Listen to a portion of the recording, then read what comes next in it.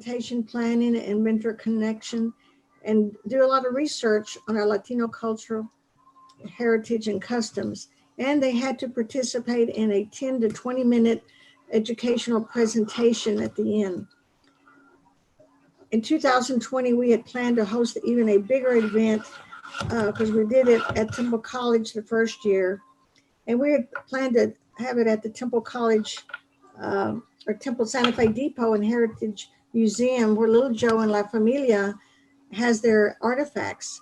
But of course, with the COVID-19 pandemic, we were forced to cancel that event. The council has worked really hard to raise funds for scholarships and has reached out to many local leaders and businesses who have also contributed. For this, we're very grateful. And I believe we will have a list of those donors in just a few minutes. This fall, we have scaled back, and of course, we are doing it virtually because we are determined to do something and to show how important this is and how excited we are about our young people participating. We hope in the spring, if things work again, open up, we'll have a public venue. To date, we have provided 5 scholarships that have been awarded, ranging from $250 to $500. And again, we're so proud of these students who have participated in this competition, mainly because they not only have earned it, but they have learned more about our Hispanic contributions and achievements that has helped to make our great country what it is today. We also want to thank Temple College for their assistance in this effort and commitment to excellence in education. This is a true partnership. Today, you will hear from our partners and from other scholarship winners. We believe you will enjoy it and invite you to join LULAC 4971 as we continue to inspire and support our students that will lead into the future. Thank you for tuning in. And right now, I'm going to turn it over to Eva Garcia. She's a member of our LULAC 4971, but she's also the Temple College sponsor on campus for the Young Adults Council 22305, where she has worked tirelessly for many years in ensuring all students know their opportunities here at TC and has been a mentor for each one of them. And so we're very proud of her work as well. And so I will turn it over to you, Eva. All right. Thank you, Judy, for that introduction. And good morning, everyone. It's good to see everyone this morning. Buenos dias. I just wanted to let you know that I am happy to be here and to join everyone. And I'm going to share my, first of all, as Judy has said, we are the council, the Temple College Young Adult Council has been recognized as the national and state of the year, as well as myself being recognized as National Advisor of the Year. My responsibilities that I do to reach out to get these goals and these honors is I coordinate fundraising. I also conduct and market events, special events that are held within the campus and in the community. I also recruit for LULAC membership. I also serve as the liaison for the college and for local LULAC organizations within our district. I also promote and engage the students to participate in leadership skills that are within the state and national LULAC conferences that are held each year. And my most passionate one of them all is that I love that I can advocate and mentor to these students, to guide them and direct them to be the best they can be in any way, not only here, but also beyond the doors of Temple College. And I want to say thank you, Judy, and thank everyone for being and joining us here today. This is an exciting day. And I'm going to lead it off to, is Dee Kirkland?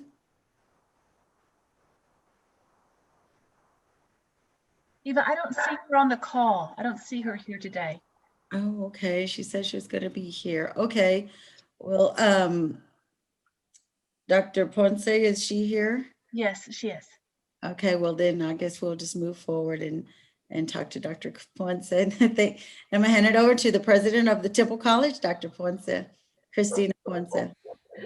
Thank you so much, Eva. Thank you, Judy. Good morning, everyone. On behalf of Temple College, I wanted to thank all of you for your work on establishing the Legacy LULAC Scholarship and carrying on this important tradition year after year. This is such a meaningful scholarship to Temple College because it represents so much. It honors families' histories. It honors the humanities and the arts, heritage and diversity. It honors the mission of LULAC in advancing families' lives, and it supports one extremely deserving Temple College students of a scholarship to help them in their progress of completing a college degree and establish their own legacy. This year's presentation was particularly impressive. They captured the essence of family history. They captured the challenges and experiences that families face. They captured the important stories and contributions of one Latino family's legacy. And this presentation was extremely professional, articulate, and it represented the contributions of Latino families. And that's why it gives me great honor to announce this year's LULAC Legacy Scholarship winner as Caitlin Martinez.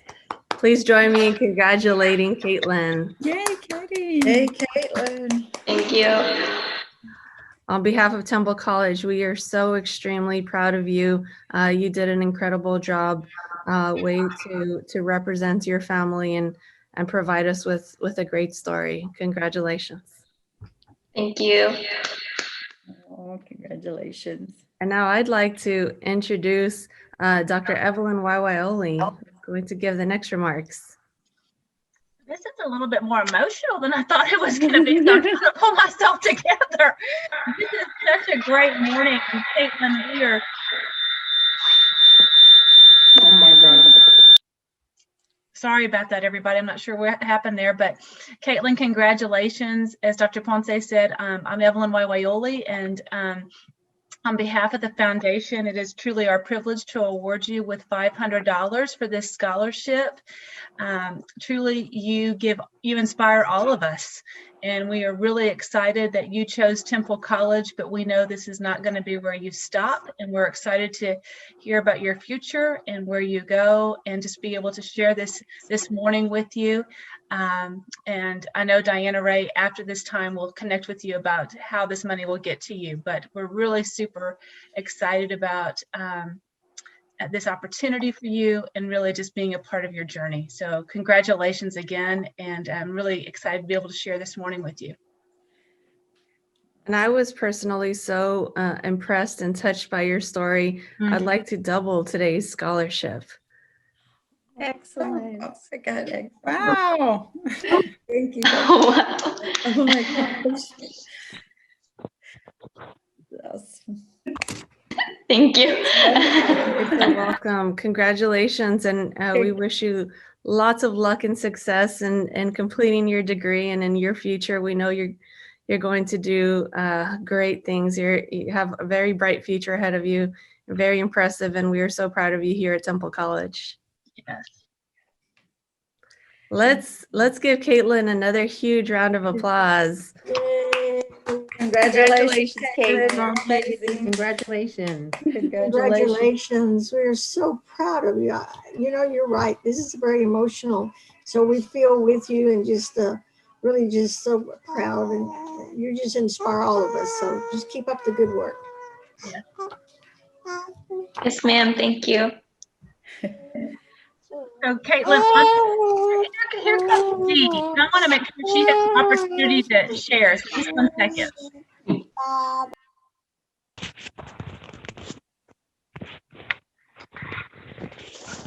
Dee, are you there? Hi, Dee. We're just wrapping up, so we're glad you were able to make it. Do you want to share any comments? You're on mute. You're on mute. I'm so sorry. I had 11 o'clock in my mind for some strange reason. I don't know. Too many Zoom meetings, I guess. Oh, you're We've already just been celebrating, look at all these Caitlin. proud people. Wonderful. So can I say just a few words then? Absolutely. I just wanted to congratulate Caitlin and tell you how wonderful your presentation was. It was really well researched. It was personal. And that's the best kind of research, is when you can talk to people that you know and gather stories that make a difference. And you made it make a difference both in your lives and their lives. And I'm assuming I'm looking at some of those people around the Zoom meeting here. So spoken from a speech teacher, you got an A, girl. All right. So congratulations. Back to you, Evelyn. Yeah, absolutely.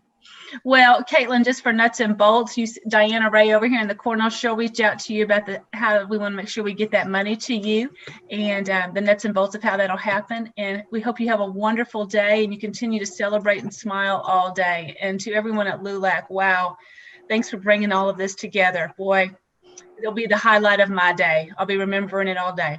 So everybody, thanks for coming together at 9:30. Have a wonderful, wonderful day. Any closing comments, Judy or Eva? I would just like to congratulate the parents as well. Mm. Y'all did a wonderful job, and just know that we're proud of her, but we're also proud of you too. So God bless you. That's Thank you. Yes, thank you. I would also like to say congratulations to you, Caitlin, for the amazing presentation that you've done. You've captured the hardship of the hardship of the movement, of the Latino movement, how we have to, the roles that we had to play just to get to where we're at now from our past history with our ancestors, which is our family, and what all the stories they have told us. And it really caught my heart. The stories my mother would tell me about the times when they were picking cotton. So anyway, congratulations. It's good to meet you. I hope to see you again. I hope you to join us in our LULAC. I hope you be a member of our LULAC, because we have a lot of amazing things we can do together and make this possible. Dream for you and everyone that joins. Bye. Have a great day. And it's nice to meet all your family. I think I know some of your family. Hi, Mary. Congratulations to everyone. Y'all have a great day. Thank you. Bye-bye. Hi, everybody. Evelyn, one moment. I think somebody had something to say. Good morning. My name is Ana Luisa. I'm the district director for LULAC District 17, and I just wanted to make sure to be available to meet our award recipient and to extend our most heartfelt congratulations on this much deserved award. And Ms. Eva, I'll sponsor her membership to your council if she would accept, because we need Latinas like her to join the movement, to continue the mission of LULAC through education and commitment to our community, and of course through education to bring the next generation a little bit higher, a little bit better, with a little bit less struggles than our parents and grandparents had to endure. So felicidades. May all your academic endeavors come to fruition with a bountiful harvest, and with just your academic success, and you begin a new legacy through your education. Thank you, Temple College. Thank you, everybody. Thank you. Thank you. Thank you. Thank you. Congratulations, Caitlin. Yes, I need to get to work. Okay. Gosh, so emotional. I didn't expect this today. Everybody, here, Judy's coming back in. I think she got disconnected. I want to make sure we give her an opportunity one last time.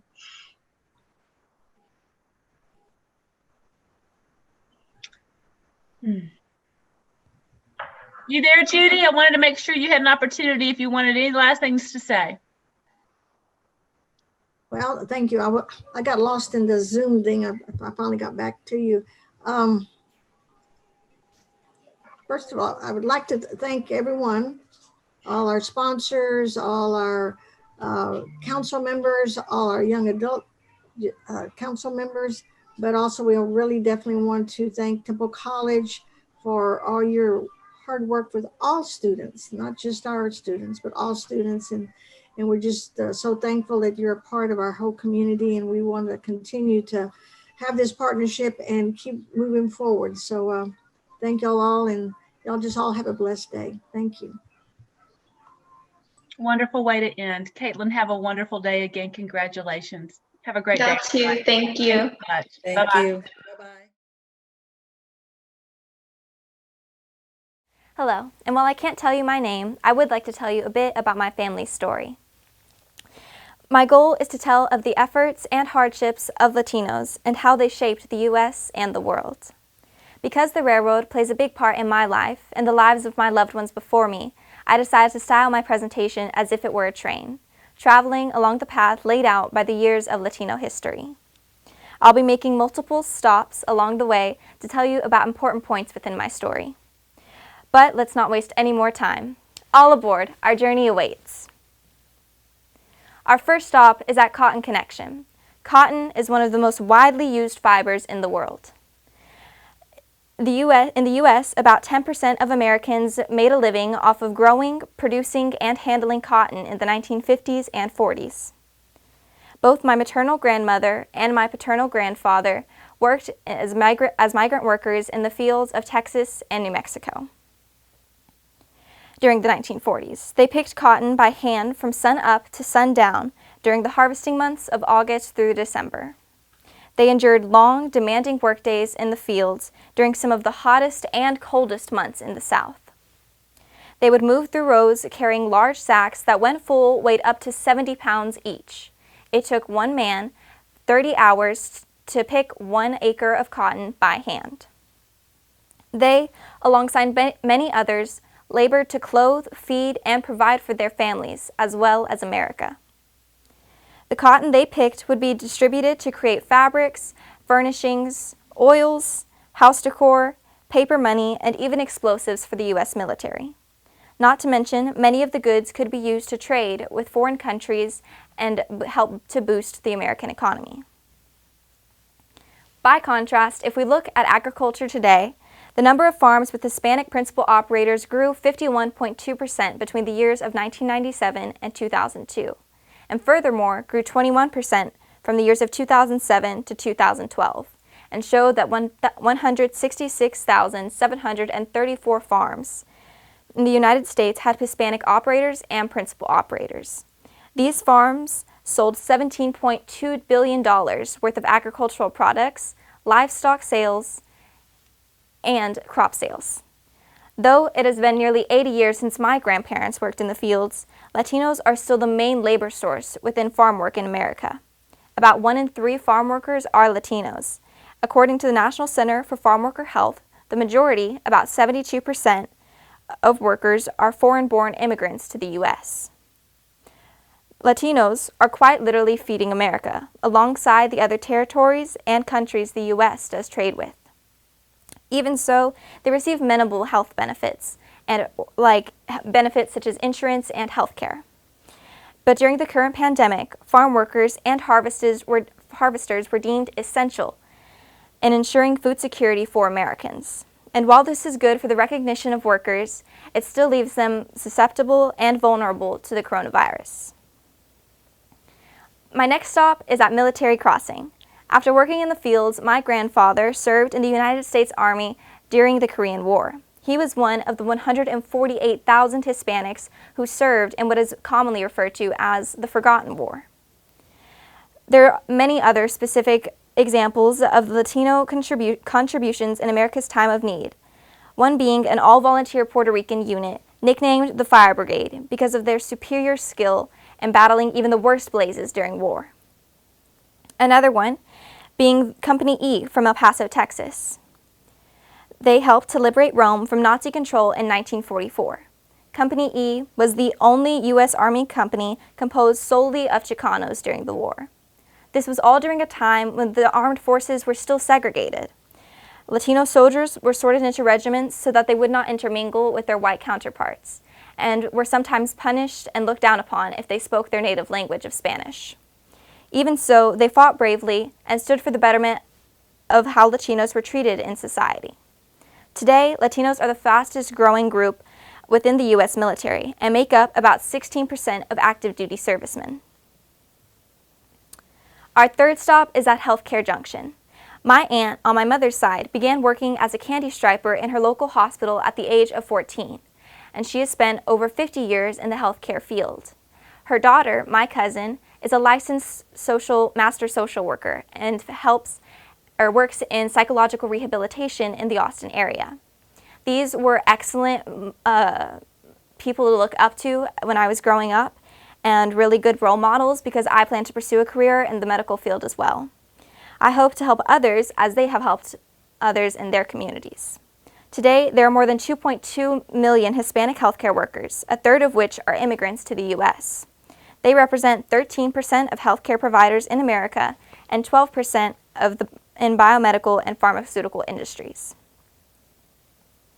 Our final stop today is at Industrial Boulevard. My grandfather worked multiple jobs within the railroad, and my father went on to become a locomotive engineer. My mother worked in factories as part of manufacturing teams, and most recently worked in the IT field for over 16 years. When our house was being built years ago, the construction crews were all Hispanic. A good friend of mine, who is Latino, recently became a licensed electrician and is employed by Encore Energy. And of course, here in our community of Temple, Texas, we drive by road construction daily, most of which are composed of Hispanic construction workers. Latinos make up 27.3% of construction workers, 17% of natural gas workers, which include mining and quarrying, 16% of transportation and utilities, and 16% of manufacturing workers. In my household, hard work is valued above all. So it only made sense that I would reflect on the hard work of my family and the Latino community as a whole. I wanted to show that the active contributions that we make on the daily. I intended for this presentation to be broad, rather than to focus on some of the lessons I have learned from my family. Singularly, I wanted to dive into the many ways Latinos, citizens, and immigrants shaped the life we live today. A lot of my statistics and numbers are from U.S. data. I intentionally focused on the role we play in America because the Latino population is often the target of scrutiny and slander within the media. In everyday life, Latinos, regardless of citizenship, face the demeaning assumptions of others that are simply not true and not at all fair to the 56.4 million Latinos living in the United States of America. I am the product of seeds planted long ago within the fields of Texas and New Mexico, watered by the sweat and tears of the hardships my families faced to make way for my parents to live and achieve. And it is because of these efforts I am able to reap knowledge and harvest the opportunities before me. I cannot stand in my success without the light of their sacrifices shining through me. I believe in the future of agriculture. I believe in the future of healthcare, and I believe in a future filled with innovations, progress, and acceptance. And I believe, in more than anything, in the part Latinos will play in bringing about what lies ahead. Thank you.